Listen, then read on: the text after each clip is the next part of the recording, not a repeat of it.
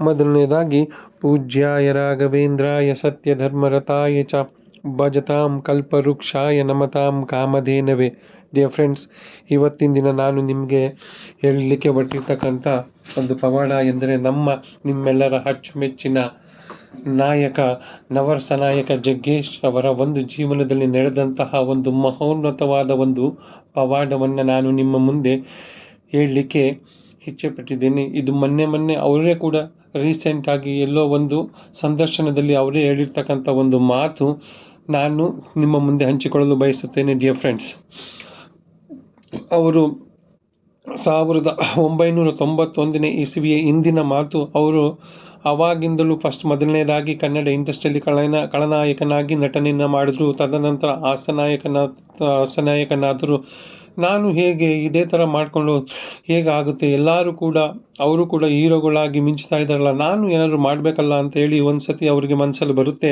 ಅವ್ರು ಏನು ಮಾಡ್ತಾರಪ್ಪ ಅಂತ ಅಂದರೆ 1991 ಇಸವಿ ಇಲ್ಲಿ ಬಂಡ ನನ್ನ ಗಂಡ ಅನ್ನೋ ಒಂದು ಮೂವಿನ ಅವರ ಹೋಮ್ ಬ್ಯಾನರ್ನಲ್ಲಿ ತಯಾರಿಸ್ತಾರೆ. ಹೇಗಪ್ಪ ಅಂತಂದರೆ ಅವರ ಮಾವರ ಸಹಾಯದಿಂದ ಆಗಿನ ಕಾಲಕ್ಕೆ 14 ಲಕ್ಷ ರೂಪಾಯಿಯನ್ನು ಇನ್ವೆಸ್ಟ್ ಮಾಡಿ ಆ ಮೂವಿಯನ್ನು ಮಾಡ್ತಾರೆ. ಡಿಯರ್ ಫ್ರೆಂಡ್ಸ್, ತದನಂತರ ಆ ಮೂವಿ ರೆಡಿ ಆಗುತ್ತೆ. ಆದರೆ ಆ ಮೂವಿಯನ್ನು ಯಾರೂ ಕೂಡ ತಗೊಳ್ಳೋದಿಲ್ಲ, ಯಾರೂ ಪರ್ಚೇಸ್ ಮಾಡೋದಿಲ್ಲ, ಹಾಗೂ ಯಾರೂ ಕೂಡ ಥಿಯೇಟರ್ ರೈಟ್ಸನ್ನು ತಗೊಳ್ಳೋದಿಲ್ಲ. ಜಗ್ಗೇಶ್ ಸರ್ಗೆ ಅವಾಗ ಎಲ್ಲರೂ ಹೀಯಾಳಿಸೋದಕ್ಕೆ ಶುರು ಮಾಡ್ತಾರೆ. ಏನಂತಪ್ಪ ಅಂದರೆ, ಏಕೆ ನೀನು ಇದನ್ನು ಮಾಡೋಕ್ಕೆ ಹೋದೆ, ನಿನ್ನ ಪಾಡಿಗೆ ನೀನು ಹೇಗೋ ಮಾಡ್ಕೊಂಡು ಸುಮಾರು 2 ಲಕ್ಷದಷ್ಟು ನಿನಗೆ ಅಮೌಂಟ್ ಸಿಗ್ತಾ ಇತ್ತು, ಸುಮ್ಮನೆ ಹೇಗೋ ನಿನ್ನ ಜೀವನ ನಡೀತಾ ಇತ್ತು, ಯಾಕೆ ಈ ಥರ ಮಾಡೋಕ್ಕೆ ಹೋಗ್ದು, ಯಾಕೆ ಈ ಥರ ನೀನು ಕೈ ಹಾಕ್ದೆ ಅಂತ ತುಂಬಾ ಜಗ್ಗೇಶ್ ಸರ್ಗೆ ಎಲ್ಲರೂ ಕೂಡ ಹೀಯಾಳಿಸ್ತಾ ಇರ್ತಾರೆ.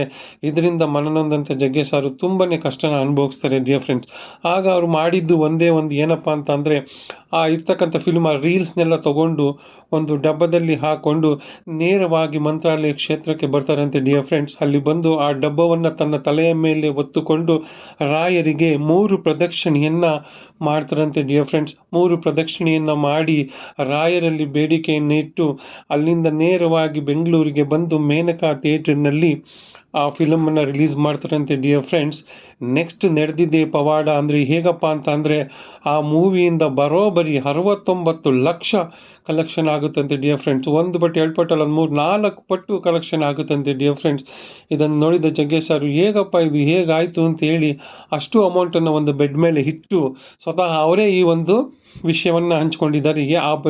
ಆ ಬೆಡ್ ಮೇಲೆ ಹಾಕಿ ನೋಡ್ತಾರಂತೆ, ಇಷ್ಟೊಂದು ಅಮೌಂಟು ಹೇಗೆ ಬಂತು ಹೇಗೆ ಅಂತ ಅವರೇ ದಿಗ್ಭ್ರಾಂತರಾಗ್ತಾರಂತೆ. ಡಿಯರ್ ಫ್ರೆಂಡ್ಸ್, ಇದು ನಮ್ಮ ನವರಸ ನಾಯಕ.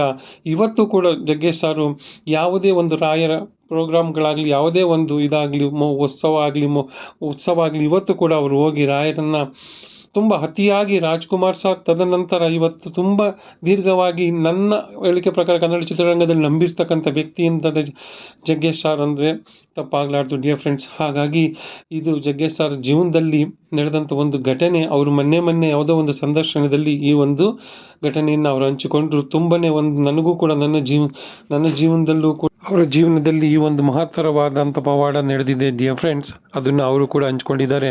ಹಾಗಾಗಿ ಈ ಒಂದು ಸಂಚಿಕೆ ನಿಮಗೂ ಕೂಡ ಇಷ್ಟವಾಗಿದೆ ಅಂತ ಹೇಳ್ತಾ, ರಾಯರಲ್ಲಿ ಮತ್ತೊಮ್ಮೆ ಅವರಿಗೆ ಪ್ರಣಾಮವನ್ನು ಹೇಳ್ತಾ, ನನ್ನ ಈ ಒಂದು ಸಂಚಿಕೆಯನ್ನು ಮುಗಿಸೋಕ್ಕೂ ಮುಂಚೆ ಪೂಜ್ಯಾಯ ರಾಘವೇಂದ್ರಾಯ ಸತ್ಯಧರ್ಮರತಾಯ ಚ ಭಜತಾಂ ಕಲ್ಪವೃಕ್ಷಾಯ ನಮತಾಂ ಕಾಮಧೇನವೇ. ಜೈ ಶ್ರೀ ರಾಘವೇಂದ್ರ.